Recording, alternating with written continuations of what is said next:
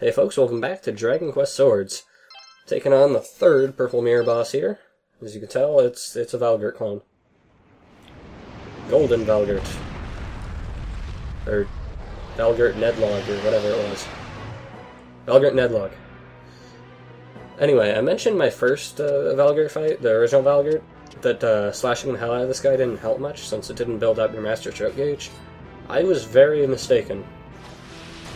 Because this guy is tough to deal with, and basically slashing the hell out of him will build up how many hits you got, and basically having all those hits in there will greatly improve your hit ratio on the score screen, and that'll improve your overall score. So I highly recommend slashing the hell out of him. I would highly recommend setting up Oomph, because it'll increase in damage when you're doing like 3 or 4 damage per hit. Really does add up when you're going for like 400 slashes. Anyway, Valgirt Nedlog is basically faster, stronger, more damage, like most of the mirror bosses, or purple mirror bosses. And honestly, I would say he's the easiest of the 3 purple mirror bosses here. I'm not entirely sure why, but I don't know, I got an A rank on my first try against him, so it worked. Anyway, slash the hell out of him, and eventually move on to a second hit.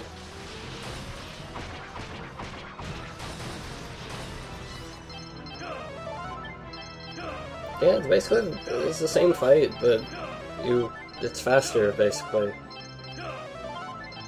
That's why doing commentary for these mirror bosses is kind of difficult, because you already said everything about them before. I mean, I really like Valgirt as a boss. I think it's neat. I wish it had been incorporated into the story somehow. But it's the same fight. Like, at least with Neogoman it was invisible. But, yeah. So anytime now, I'll be... Yeah, there we go. First head is taken down. And then we move on to the reflecty thingy head. Which, in regular Valgirt, is generally the easiest, but my newfound incompetence has made it harder. No one actually noticed the buff ran out. I'm proud of myself. So, yep, keep healing. It's mostly beneficial to grind levels in order to get more MP, so you don't have to use any items and whatnot. Because you're going to be healing a lot. It's basically... I would love to see someone do any mirror boss without getting hit, aside from King Latham. Because, goddammit, they're genuinely pretty darn hard. You're gonna have to heal a lot. Basically tolerable because you can heal so much. If you're using Florette, she actually has a full heal move, rather than just mid-heal, which would probably be a gigantic time saver. Plus she has Magna Shield. She might actually be the best option against the mirror bosses. Although everyone I see, all the walkthroughs I use, and whatever other video, like the one other video series on this game, used Onless, so I don't know what's so great about him. I mean, he's not Scottish or Gaelic or whatever the hell Claymore is. Anyway, that swirly firing move is actually pretty irritating, because it goes a lot faster than you think it would go. Like, you basically have to move your shield in one clean, smooth motion, and for a while I didn't really get that. Anyway, slash the hell out of him. He's absolute zero. You can see my combo meter was building up really high. It's because I was slashing the hell out of him even when he wasn't vulnerable. So I would highly recommend slashing the hell out of him.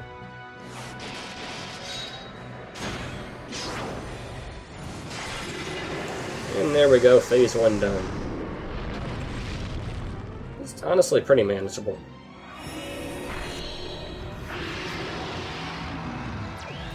So then the second phase, and power up.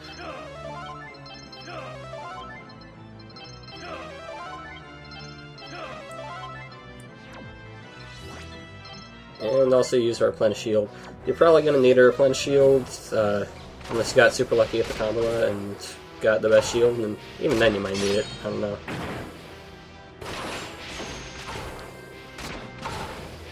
I'm gonna say, like, maybe I'm holding my controller crooked, I'm not really sure. I mean, that's the only explanation I can think of, because I was making pretty darn sure to do things correctly. And I've been doing so well in the game proper.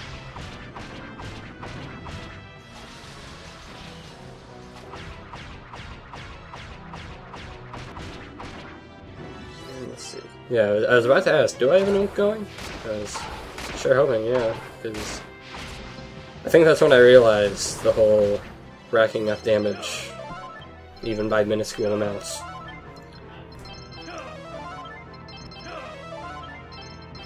So, yep, keep healing.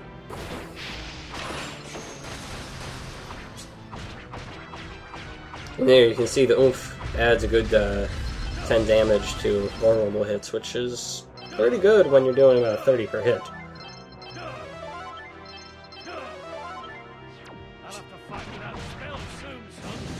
Anyway, Claymore's finally running low on magic. You're definitely going to want to stock up on magic water before this. And you're going to like slash as fast as you can when he grabs you, because if you hesitate even a bit, you're probably going to get eaten. Yeah, stock up on magic water. You're going to need it if you use anywhere near the amount of healing as I do, and you probably do. Unless you've ground to like level 99 and you've got top amount of magic available, even then you'll probably need it for the final boss. Anyway, halfway through the second phase. This boss really is a long haul, for sure. As manageable as he is, you got dedication and teamwork and the heart of the cards and all that. You want to make sure that you're ready. Because if you're not ready, he'll catch you seriously off guard. And okay, why don't I have the book going?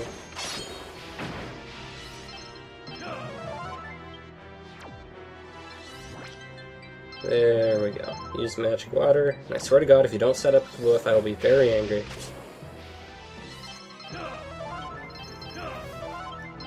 Come on, I recorded this earlier today. I thought I would be more logical than this. I suppose I'm trying to be a bit conservative with his MP, but come on, he's still got like a quarter of his health left. He's gonna want to keep the whiff going. There you go. Did I like not realize that it disappeared, or am I just not looking at the screen properly in this post-commentary recording, and it actually was going and I'm being dumb?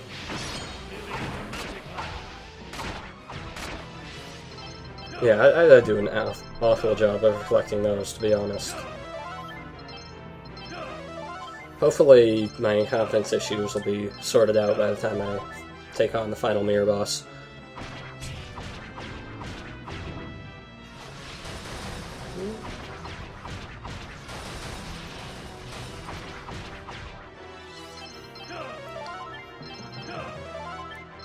Keep on trucking. We're almost there. And pretty close to a master stroke, looks like.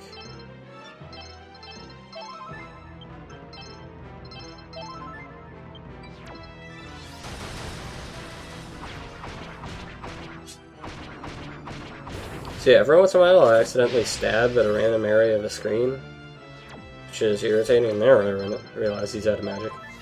Which is irritating, because I'll break my combo, basically.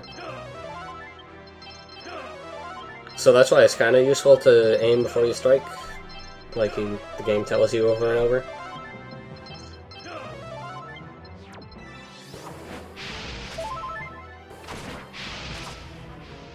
Oh no, man, these slashes are just all over the place.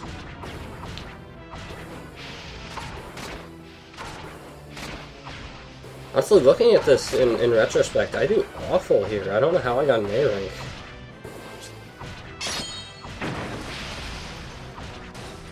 Seriously, how the hell did I get an A rank on this? I'm taking damage out the wazoo. Claymore died, for God's sake. What's... This is an awful showing, and I still got an A rank.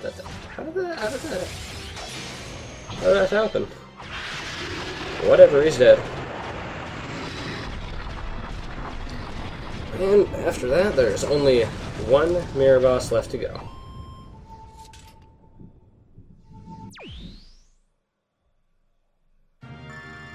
Anywho, for getting an A rank on this guy, or an S rank on the two other purple mirror bosses, you get a fancy thing called Noble Metal, which is required for the two best swords in the game. Speaking of equipment, this actually happened after I fought their Gib, but it only really fit here.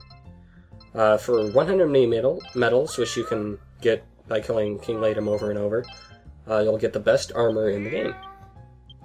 And it's a significant enough difference that it's definitely worth getting. And King Latum is the best place to grind, so you're probably going to have a bunch of medals anyway. And now, in terms of tempering, I went and fought Valgirt Nedlog again and got another noble medal. Now I can create the third best sword in the game. And the best sword you can get on your first playthrough. You could gather even more noble medals and forge the rusty sword into the Metal King sword and get another Master Stroke, but it's not as strong as this, so not really feeling the need. Anyway, it costs a ton of money, but you're probably going to have a bunch of gold bars to sell, so you'll be fine.